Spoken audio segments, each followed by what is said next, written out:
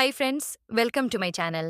நல்ல எண்ணங்களின் சக்தி. ஒரு காலத்தில் பழங்குடி கிராமத்தில் ஆரவி என்ற ஒரு சிறுவன் இருந்தான். அவன் மிகவும் கொஞ்சம் கலக்கமாகவே இருக்க மாட்டான். எந்த விஷயத்தையும் சிந்திக்காமல் செய்து விடுவான். ஒரு நாள் கிராமத்துக்கு அருகில் இருந்த ஒரு பெரிய காடு செல்லும் வாய்ப்பு ஆரவிக்கு கிடைத்தது. அங்கே ஒரு வயோதிக நாற்பதிபால் சித்தர் இருந்தார். ஆரவியின் சுயநலமும் சிந்தனையின்மையும் சித்தரால் உடனே கவனிக்கப்பட்டது. அந்த சித்தர் ஒரு அழகிய தாமரையின் புதரின் அருகே ஆரவியை அழைத்து வந்தார். ஆரவி, இந்த தாமரையைப் பாரு. இது எப்படி இதுவரை இத்தனை அழகாக வளர்ந்தது தெரியுமா? என்றார் சித்தர். வெயிலுக்கும் மழைக்கும் வெளியில் வளர்ந்ததால்தான் என்று ஆரவி சொன்னான். ஆமாம், ஆனால் அது தண்ணீரிலிருந்து நல்ல ஊட்டச்சத்தை எடுத்துக்கொள்ளும். அதை பயன்படுத்தி உயர்ந்தது. மனிதர்கள் தாமரை போல நல்ல எண்ணங்களை தங்கள் மனதில் வளர்த்துக் கொள்வதே முக்கியம் என்றார் சித்தர்.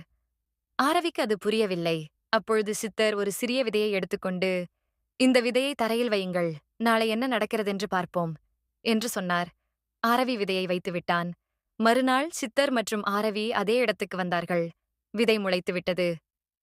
பாரு ஆரவி, நல்லவையே வாழ்க்கையை நம்மால் முன்னேற்றும். இதேபோல் நல்ல எண்ணங்களை மனதில் வைத்தால் நீயும் வாழ்வில் உயர்ந்து விளங்குவாய் என்றார் சித்தர். ஆரவி இதை மனதில் கொண்டு நல்ல எண்ணங்களை வளர்த்துக் கொண்டு பிறருக்கு உதவியது. அந்த கதை ஆரவியின் வாழ்க்கையை மட்டுமல்ல, அத்தனை குழந்தைகளின் மனதையும் மாற்றியது. கதை முடிவிற்கு நல்ல கருத்து.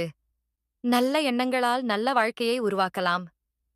ஸ்டோரி பிடிச்ச லைக் பண்ணுங்க, ஷேர் பண்ணுங்க, சப்ஸ்கிரைப் பண்ணுங்க, காமெண்ட் பண்ணுங்க. Thank you friends.